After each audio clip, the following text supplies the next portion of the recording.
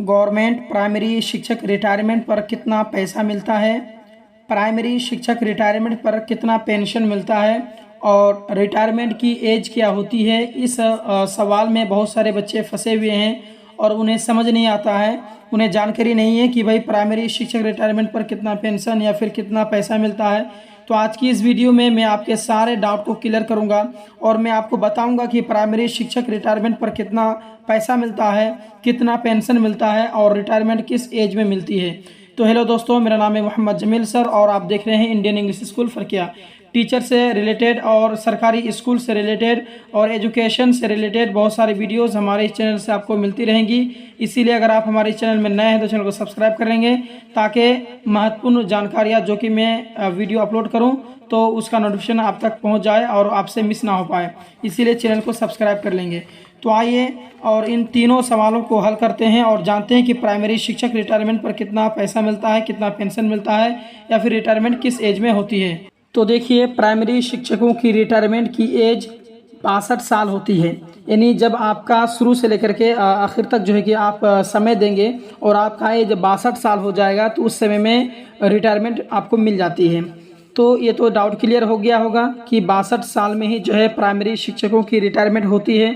चलिए अब आइए आगे बढ़ते हैं और ये जानते हैं कि पेंशन कितना मिलता है रिटायरमेंट के बाद में। तो 2004 के बाद पुरानी पेंशन का लाभ सरकारी कर्मचारियों को नहीं मिल रहा है। यानी 2004 से पहले जो सब पेंशन का जो नियम था, जो लाभ उठा रहे थे, वो अभी 2004 के बाद में पुरानी पेंशन का लाभ नहीं उठा पा रहे हैं। ठीक है, तो 2004 के पहले का नियम को समझिए कि 2004 से पहले जो पेंशन की व्यवस्था थी उसमें लास्ट सैलरी जो होती थी उसका आधा पेंशन के रूप में मिल जाता था। यानी लगभग में मान लीजिए कि आपकी लास्ट सैलरी 1 लाख है तो 50,000 रुपया जो है पेंशन के रूप में आपको तभी का तभी मिल जाता था। ये नियम था पहले, लेकिन अब ये स्कीम नहीं है। लेकिन लोग आज भी इसका मांग कर रहे हैं कि ये स्कीम होना चाहिए। ठीक है, लेकिन अब आ चुका है एनपीएस। एनपीएस का मतलब होता है न्यू पेंशन स्कीम, और न्यू पेंशन स्कीम के तहत जितना भी आपका पैसा काटा होगा ना, और वो जिस फंड में इकट्ठा होगा उसका 60% आपको रिटायरमेंट के समय भुगतान कर दिया जाएगा और बचा हुआ 40% पैसा पेंशन के रूप में आपको लाइफ टाइम मिलता रहेगा। अब एनपीएस आपके ऊपर है कि आप कटवाना चाहते हैं या नहीं कटवाना चाहते हैं। लेकिन अब भी जो नए टीचर की नियुक्ति हुई है ना, एनपीएस नहीं कट रहा है उसका। उन्होंने एनपीएस का फॉर्म अभी तक नहीं भरा है। इससे यह पता हुआ कि एनपीएस का पहले फॉर्म भरा जाता है और फिर आपको एनपीएस कटना शुरू हो जाता है। अब इसमें कोई यह नहीं बता सकता कि आपको कितना पैसा मिलेगा, क्योंकि जितना एनपीएस में फंड जमा होगा उसी के आधार पर आपको रिटायरमेंट पर पैसा मिलेगा और उसी के आधार पर आपको पेंशन मिलता रहेगा। और 10% आपके सैलरी से कटता है और इस पर सरकार भी लगभग 10% पैसा देती है। तो यह पैसा आपका इकट्ठा होता रहेगा। अब इसमें बहुत सारे चीज़ें डिपेंड करेंगी कि आपकी ज्वाइनिंग कब हुई, आपने कितनी साल सेवा दी, यानी कितना साल आपने पढ़ाया, आपकी सैलरी कितनी थी, क्योंकि सैलरी के हिसाब से भी एनपीएस करता है ना।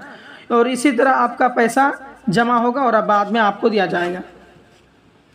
तो लास्ट में टोटल जितना पैसा इकट्ठा हो जाएगा उसके आपके एनपीएस अकाउंट में उसका 60% तुरंत रिटायरमेंट पर भुगतान हो जाएगा और 40% पेंशन के रूप में डिवाइड हो जाएगा और मंथली आपको उसका पेंशन मिलता रहेगा।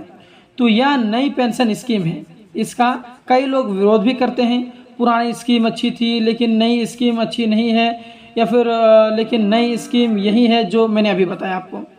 तो फिलहाल इतना आप याद रखेंगे कि हर किसी को पेंशन नहीं मिलता है, हर किसी को जो है रिटायरमेंट पर पैसा नहीं मिलता है।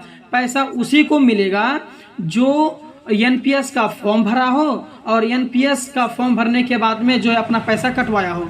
अगर आप एनपीएस का फॉर्म नहीं भरेंगे तो आपका पैसा कटेगा नहीं। अगर आप एनपीएस का फॉर्म भर देंगे तो आपका पैसा कटना चालू हो जाएगा। लगभग 10% जो है आपका कटना, 10 या 12% आपका पैसा आपका सैलरी से कटना शुरू हो जाएगा। तो एनपीएस जो आपका कटेगा 10% या फिर 12% जो आपका कटेगा वो आपका एक एनपीएस में आपका फंड के रूप में जमा हो रहेगा और 10% एक्स्ट्रा आपको सरकार अलग से देगी। तो जो आपका सैलरी से कट हुआ और जो सरकार आपका 10% दिया वो सभी को मिला करके एक जगह जमा होते रहेगा। जब तक आप सेवा देंगे, जब तक आप पढ़ाएंगे, तो जब तक आपका रिटायरमेंट नहीं होगा तब तक आपका जमा होता रहेगा, और जब आप रिटायरमेंट हो जाइएगा उसके बाद में वो पैसा जो है कि आपको सरकार 60% उसी समय दे दिया जाएगा, और 40% जो है आपको पेंशन के रूप में मंथली आपको देता रहेगा। ठीक है, तो आई होप आपको समझ में आ गया होगा कि एक सरकारी कर्मचारी जो होते हैं, सरकारी स्कूल के जो टीचर होते हैं प्राइमरी के, तो उसको कितना पेंशन मिलता है, किस हिसाब से मिलता है और कैसे मिलता है, क्योंकि बहुत सारे लोगों को नहीं मिलता है। ठीक है, तो समझ में आ गया होगा आपको। चैनल में नए तो चैनल को सब्सक्राइब करेंगे दोस्तों। फिर मिलते हैं नेक्स्ट वीडियो में। Thank you.